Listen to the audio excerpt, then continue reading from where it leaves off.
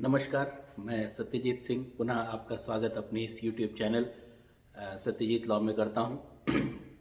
और कई बच्चों ने, जैसा कि हम लोगों ने कहा था कि आपके जितने भी कमेंट्स रहते हैं, जो भी आपके हमारे मेल पे जो भी कमेंट्स आते हैं या जो यूट्यूब पे हमारे कमेंट्स रहते हैं, उसी के हिसाब से थोड़ा थोड़ा हम अपने लेक्चर्स को भी डिज़ाइन करते रहते हैं कि आपको क्या ज़रूरत है, क्या चीज़ आपको चाहिए। तो स्पेशली एक चीज़ जो बाकी बार बार बच्चे, क्योंकि बहुत ज़्यादा बच्चे हैं जो यूपी पीसीएसजे को कंसंट्रेट किए हुए हैं और पिछले 2 साल से वैकेंसीज पीसीएसजे की आई नहीं है। लास्ट टाइम एक बहुत बड़ी वैकेंसी आई थी और कुछ बच्चे वहाँ पे छूट भी गए थे। तो वो सब बच्चे बहुत ही डेस्परेट हैं, बहुत ज़्यादा तैयार हैं एग्ज़ाम देने के लिए।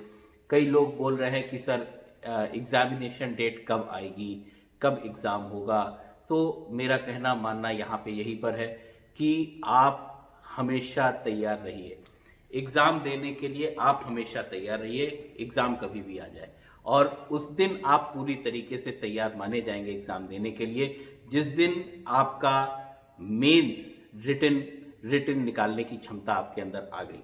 मेंस राइटिंग पे हम लोग एक क्लास अलग चलाएंगे और प्री पे भी जैसे नेगेटिव मार्किंग होती है, उसमें कैसे हम लोग आगे बढ़ेंगे उस पर भी एक क्लास अलग से, क्या अप्रोच होना चाहिए उस पर एक क्लास अलग से चलाएंगे। फिलहाल हम लोग आज का सेशन स्टार्ट करते हैं। मेरा रिक्वेस्ट है आप सब लोगों से, क्योंकि रेगुलर हमारे वीडियोस हर हफ्ते में अब धीरे धीरे फ्रीक्वेंसी भी बढ़ गई है। हर सैटरडे हम लोगों ने फिक्स कर दिया है कि हर सैटरडे जो भी लॉ की प्रिपरेशन जुडिशरी के लिए या एपीओ के लिए कर रहा है उसके लिए हमारा सेशन रहा करेगा। और बाकी दिन जो हमारे सेशंस रहेंगे, बीच बीच में जो भी 1 से 2 वीडियोस हम लोग पूरी कोशिश करेंगे कि मैक्सिमम आपको दे सकें। जो कानून की विशेष जानकारियां जो हर व्यक्ति को मालूम होनी चाहिए, अपने राइट्स, अपनी ड्यूटीज़, कर्तव्य के साथ अधिकार, अधिकार के साथ कर्तव्य, दोनों चीज़ें मिक्स हैं। आपको राइट्स के साथ ड्यूटीज़ और ड्यूटीज़ के साथ में राइट्स दोनों जानना बहुत आवश्यक है, क्योंकि जब आपके राइट्स होंगे तभी आप जो है अपनी ड्यूटीज़ का भी भाव समझ पाएंगे। तो आज हम लोगों का जो सेशन है वो स्पेशली यूपी पीसीएसजे के लिए, और लास्ट में वीडियो के मैं आपको एक समराइज करके भी बताऊंगा कि कैसे आप इस पूरे सेशन को आप समझ सकते हैं, कैसे इस पूरे सेशन को आप जान सकते हैं। तो अगर यूपी पीसीएसजे की बात की जाए तो हर एग्ज़ाम में, चाहे यूपी पीसीएसजे हो, चाहे यूपी पीसीएस हो या कोई भी पीसीएसजे या एपीओ हो, मैं एक चीज़ मानता हूँ, mains is the key to success. आपकी जो चाबी है आपके सफलता की, वो केवल और केवल मेंस का एग्ज़ाम है। अगर मेंस का एग्ज़ाम आप लोगों ने पूरी तरीके से अच्छे से दे दिया, बहुत अच्छे मार्क्स स्कोर कर लिए, मानिए मेरी बात, आप जो है कि इंटरव्यू जस्ट एक फॉर्मेलिटी रह जाता है। तो मेंस पे ही फोकस करके हमको पढ़ाई करनी चाहिए। मैंने जो अपने पुराने वीडियोस थे, जिसकी लिंक अभी आपको ऊपर मिल जाएगी, उन पुराने वीडियोस में आप देखिएगा, मैंने सीक्वेंस बताया था कि किस किस सीक्वेंस से आप पढ़ाई शुरू करते रहिए, कैसे आपको पढ़ाई करनी है। तो यहाँ पे हम जान लेते हैं कि जो पीसीएसजे का पीसीएसजे यूपी पीसीएसजे की परीक्षा होती है वो 3 पार्ट में होती है, एक प्री, एक मेंस और इंटरव्यू। तो प्री और मेंस में सिलेबस में बहुत अंतर है, आप लोगों के लिए यह जानना बहुत ज़रूरी है। क्यों? क्योंकि जितने भी बच्चे हैं, मैं सालों से आज पढ़ा रहा हूँ, मैं देख रहा हूँ, बच्चों को गाइड करता हूँ, बच्चों को कई उनकी प्रॉब्लम्स होती है सॉल्व करता हूँ, कहाँ पे लैग कर रहे हैं उन चीज़ों को उनसे डिस्कस मैं करता हूँ। तो जो एक कॉमन प्रॉब्लम समझ में आई वो ये समझ में आई कि 90 more than 90% students they don't know the syllabus. तो मेरा फोकस हमेशा है सिलेबस पे। पहला पोर्शन हमेशा आपको जो तैयारी के लिए करना है वो सिलेबस है, क्योंकि आप जंग में जा रहे हैं, क्या क्या जंग में क्या क्या दुश्मन है, किस किस प्रकार के योद्धा हैं, आपको जानना ज़रूरी है। तो इसके लिए हम लोग सबसे पहला जो टॉपिक शुरू करते हैं वो सिलेबस पे ही करते हैं, यूपी पीसीएस से स्पेशल इस पार्ट में। और बहुत जल्द ही मैं आपको बताना भी चाह रहा हूँ कि बहुत जल्द वैकेंसीज भी आने वाली हैं, इसलिए बिल्कुल रेडी रहिए, मेंस अपना पूरा प्रिपेयर करके रखिए।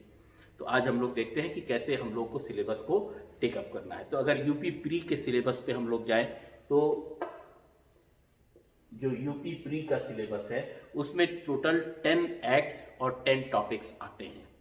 तो उसको सीक्वेंशियल वाइज कैसे हमको याद करना है, क्योंकि ये कॉमन प्रॉब्लम है। जब लड़के के साथ में, बच्चे के साथ में बैठो, उससे पूछो कौन कौन से एक्ट हैं, तो पता चला हिंदू लॉ भी बोलेगा, मुस्लिम लॉ भी बोलेगा, ट्रस्ट एक्ट भी बोलने लगता है।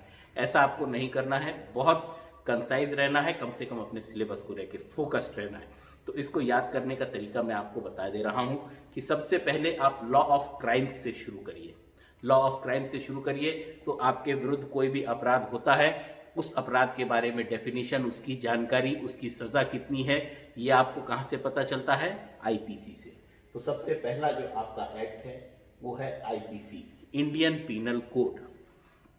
उसके बाद जो दूसरा, जब आपको पता चल गया अपराध क्या हुआ है, तो फिर आपको लॉ को मोशन में लेकर के आना है, लॉ को मूव करना है। तो लॉ को कैसे आप मूव करेंगे? आपके साथ कोई अपराध हो गया तो सबसे पहला काम आप क्या करेंगे? आप जो है पुलिस को सूचना देंगे। You will give the information to the police, और इसी को कहते हैं लॉ को मोशन में लेकर के आना। तो ये जैसे ही आप करेंगे तो वो सीआरपीसी में जाएंगे। तो जो सेकंड है वो आपका सीआरपीसी है, लॉ ऑफ क्राइम से अगर हम लोग उठाएं। उसके बाद जब सब ले आए, लॉ को मोशन में ले आए, उस चीज को, उस घटना को, जो आपके साथ में दुर्घटना हुई है या जो आपके अगेंस्ट में ऑफेंस हुआ है, the offence which has been committed against you, उसको how will you prove it? तो उसको प्रूव करने के लिए यू रिक्वायर एविडेंस एक्ट। तो इंडियन एविडेंस एक्ट, ये आपका तीसरा एक्ट है प्री का। उसके बाद हम आ जाते हैं सिविल लॉज पे। सिविल लॉज पे जो जैसे ही हम आगे बढ़ते हैं तो सबसे पहला जो सिविल लॉ हम देखेंगे, जो मोस्ट इंपॉर्टेंट है, जो हम लोग सब लोग देखते हैं, वो है civil procedure code, the most easiest of all the acts. ठीक, अब उसके बाद जो है सिविल लॉ में सीपीसी हो गया। उसके बाद सीपीसी इस तरीके से याद करिए कि ज़्यादातर हम लोग सीपीसी को किस चीज़ से रिलेट करते हैं? प्रॉपर्टी से, कि प्रॉपर्टी से रिलेटेड मामले हैं वही सीपीसी में आते हैं। तो इतना अगर आपको मालूम है तो अगला एक्ट जो आपका इंपॉर्टेंट है वो आप लिख लीजिए, ट्रांसफर ऑफ प्रॉपर्टी एक्ट, यानी संपत्ति अंतरण अधिनियम। ये आपका नेक्स्ट एक्ट हो गया। उसके बाद सीपीसी से और भी जो कनेक्टेड है वो है कॉन्ट्रैक्ट एक्ट। कॉन्ट्रैक्ट एक्ट आपका इंडियन कॉन्ट्रैक्ट एक्ट, ये आपका नेक्स्ट एक्ट हो गया। अब आप देखेंगे यहाँ पे इतने के बाद में जो मोस्ट इंपॉर्टेंट है, जिस एक्ट से ये सारे एक्ट्स डिराइव हो रहे हैं, कनेक्टेड हैं कहीं ना कहीं से, जो सेंट्रल एक्ट है वो है इंडियन कॉन्स्टिट्यूशन एक्ट। तो कॉन्स्टिट्यूशन एक्ट जो है वो आपका एक और हो गया, कॉन्स्टिट्यूशन, इंडियन कॉन्स्टिट्यूशन। उसके बाद इतना जो एक्ट्स हो गए, इसके बाद जो नेक्स्ट पोर्शन आता है, ये 7 तो आपको याद रखने हैं एक्ट्स के रूप में। उसके बाद जो नेक्स्ट पोर्शन है दैट इज ज्यूरिस्प्रूडेंस। ज्यूरिस्प्रूडेंस ये भी बहुत इंपॉर्टेंट है, और एक बात याद रखिएगा, ज्यूरिस्प्रूडेंस आपकी प्री के सिलेक्शन को डिसाइड करता है। ये सब एक्ट ठीक है, ये सब act they are all important, लेकिन यही डिस्टिंग्विश करता है, क्योंकि ज्यूरिस्प्रूडेंस आप उठा के देख लीजिए, बहुत ही रेयर किसी स्टेट में अगर पूछा जाता हो तो पूछा जाता हो। ज्यूरिस्प्रूडेंस यहाँ पे प्री में है, और साइजेबल अमाउंट ऑफ क्वेश्चंस, लगभग 15 से 20 क्वेश्चंस आपको मिनिमम मिलते हैं ज्यूरिस्प्रूडेंस से, और वही डिसाइड करते हैं आपका प्री में सिलेक्शन। तो ज्यूरिस्प्रूडेंस आप देख लीजिए, ये आपका 8वां हो गया। नेक्स्ट आपका हो गया इंटरनेशनल ऑर्गेनाइजेशंस। जो इंटरनेशनल ऑर्गेनाइजेशंस जैसे WHO, आपका बाकी जितने भी इंटरनेशनल ऑर्गेनाइजेशंस हैं, UNO हो गया, सिक्योरिटी काउंसिल हो गया, सारे जितने भी इंटरनेशनल ऑर्गेनाइजेशंस हैं उस पर भी अच्छे खासे प्रश्न आते हैं, और वो भी डिसाइड करते हैं क्योंकि इम्पॉर्टेंट भी होते हैं। और लास्ट जो आपका टॉपिक है वो इम्पॉर्टेंट इंटरनेशनल इवेंट्स, जो इम्पॉर्टेंट इवेंट्स उस वक्त घटित हुए होंगे, और साथ ही यहाँ पे थोड़ा बहुत इंटरनेशनल लॉ भी पूछ लेते हैं। तो इतना जो है आपको ये एक्ट्स तैयार करने हैं प्री के लिए। प्री के लिए आपको ये 10 एक्ट्स, 7 एक्ट्स और प्लस 3 ये टॉपिक्स, ये आपको प्री के लिए अपने प्रिपेयर करने होंगे। अब हम लोग देखते हैं कि मेंस में अगर जाइए, क्योंकि प्री में जो जीएस है और जो मेंस में जीएस है, इसको हम लोग अभी कॉमनली देख लेंगे। मेंस में भी जीएस है, प्री में भी जीएस है, इसको हम लोग अभी कॉमनली देख लेंगे। अगर आप मेंस में जाइए तो पहला पेपर तो जीएस का ही होता है, फर्स्ट पेपर। सेकंड पेपर आपका इंग्लिश का होता है, English language.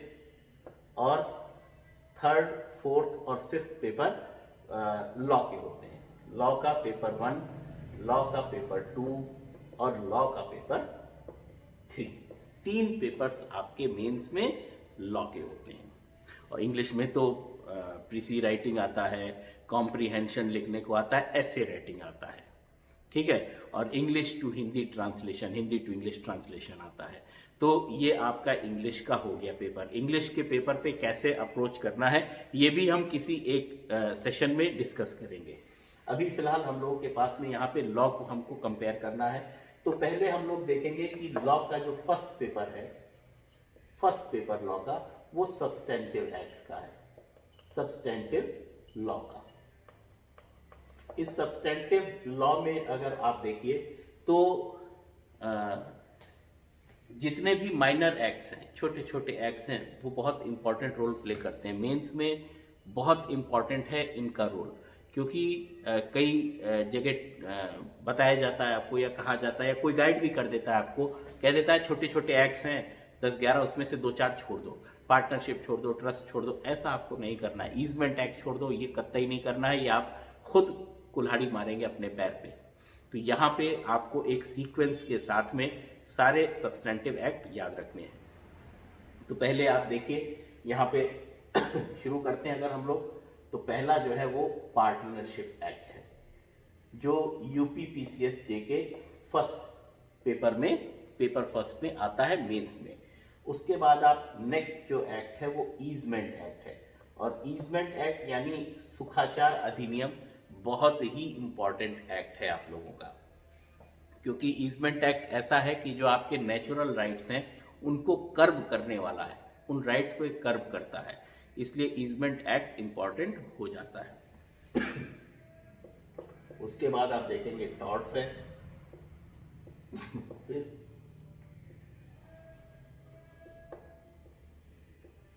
Specific relief act, sorry. उसके बाद आप देखेंगे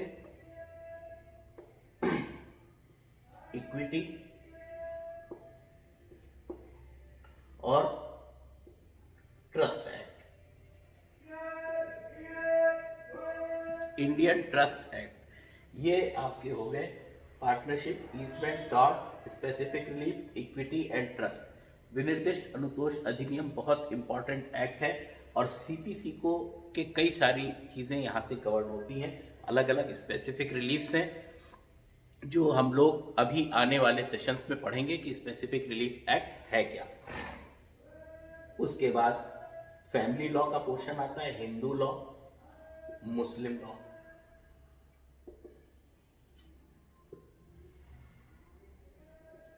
फिर आता है transfer of property act, contract और constitution.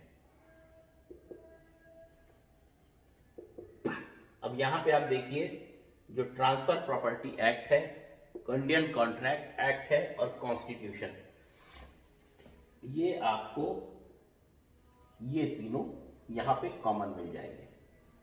Transfer of property act, contract act और कॉन्स्टिट्यूशन, ये आपके कॉमन एक्ट्स हो गए। तो इसको ध्यान दीजिएगा। जो सेकंड पेपर होता है, पेपर 2, वो होता है प्रोसीजरल लॉ का। प्रोसीजरल लॉ का प्रक्रिया से संबंधित कानून। प्रोसीजरल लॉ में आप सब लोग जानते हैं, एक तो सीआरपीसी ही है, क्रिमिनल प्रोसीजर कोड, सीपीसी है, सिविल प्रोसीजर कोड, और इंडियन एविडेंस एक्ट। अब आप देखेंगे ये तीनों भी अगर हम लोग मिलाते हैं तो यहां पे पूरा कंपेयर हो जाता है। ये तीनों जो सीआरपीसी है, प्रोसीजरल कोड्स हैं, वो यहां पर भी पूछे जाते हैं प्री में आपके। तो सेकंड पेपर के तीनों एक्ट आपके प्री में मिल जाएंगे। और इसी के साथ में यहाँ पे ड्राफ्टिंग, प्लीडिंग, जजमेंट राइटिंग, ये सब चीजें भी आपको मिलेगी, इशू फॉर्मेशन वगैरह ये आपको यहाँ पे मिल जाएगा। ये हो गया आपका सेकंड पेपर। ये भी इंपॉर्टेंट, पेपर हर इंपॉर्टेंट है, एक्ट हर इंपॉर्टेंट है, लेकिन अब जो लास्ट पेपर है पेपर 3,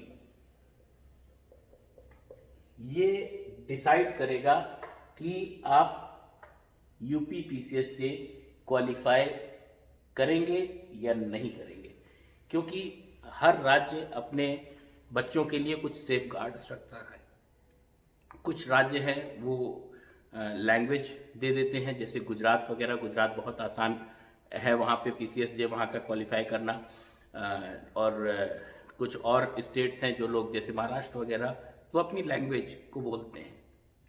इम्पॉर्टेंट डिसाइडिंग यहाँ पे लोकल लॉज ही डिसाइडिंग पेपर है आपका यूपी में। लोकल लॉज को जैसा कि हमने देखा था, local laws plus penal law, इसमें को हमने देखा था लोकल लॉज में टोटल, आप लोग याद रखिएगा कोई कंफ्यूजन नहीं आना चाहिए, टोटल 6 लोकल लॉज हैं, 6 लोकल एक्ट्स हैं, जिसको हम लोग 2 पार्ट में डिवाइड कर सकते हैं। 6 लोकल एक्ट्स को 2 पार्ट में डिवाइड कर सकते हैं। एक तो वो लोकल लॉज जो अर्बन एरिया से संबंधित है, और दूसरे जो रूरल एरिया से संबंधित है। तो अर्बन एरिया से संबंधित 3 लोकल एक्ट्स हैं। पहला है म्यूनिसिपैलिटी यूपी म्यूनिसिपैलिटी एक्ट, दूसरा है UP urban building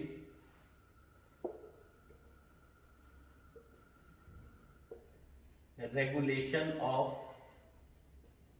letting rent and eviction, letting rent and eviction.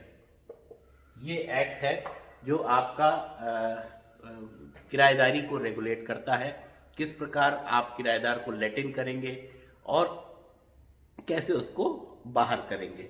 और साथ ही साथ ये यहाँ पे डिफाइन भी होता है कि ये एक्ट सभी किराए पे लागू नहीं होता है, कुछ ही जगह लागू होता है। वो हम लोग जब ये एक्ट पढ़ेंगे तो इसको देखेंगे।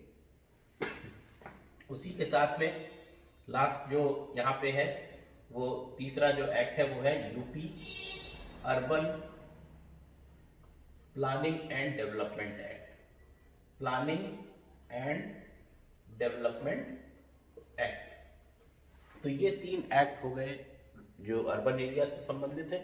और रूरल एरियाज में अगर हम देखेंगे तो यूपी पंचायती राज एक्ट जो पंचायत से संबंधित है, जैसे म्यूनिसिपैलिटी अर्बन एरियाज के लिए, वैसे ही पंचायत राज एक्ट लोग रूरल एरिया से संबंधित है। इसी तरीके से UP consolidation of holdings act, जिसको हम लोग चकबंदी अधिनियम भी बोलते हैं, ये दूसरा रूरल एरिया का एक्ट है।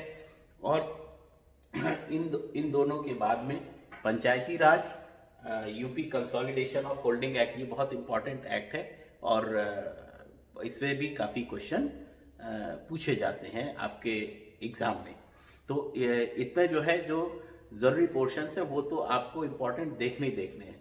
साथ ही साथ जो एक और एक्ट है जो मोस्ट इम्पॉर्टेंट एक्ट है, वो है land reforms, land revenue act. ये नया एक्ट है, पहले यूपी ZALR था, यूपी जमींदारी एवोल्यूशन एक्ट, अब जो है उसकी जगह लैंड रेवेन्यू एक्ट है। ये इन 6 के अलावा एक IPC और इसमें ऐड है। ये है आपका टोटल सिलेबस जो आपको हमेशा ध्यान में रखना है।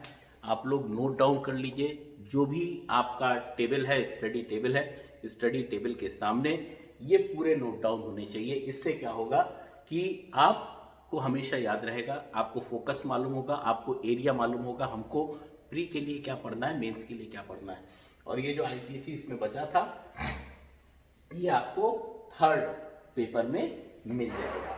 ज्यूरिस्प्रूडेंस, इंटरनेशनल ऑर्गेनाइजेशन और इंटरनेशनल इवेंट्स, ये केवल और केवल प्री में पूछे जाते हैं। चलिए, इतना हम लोगों का आज ये कंप्लीट हुआ।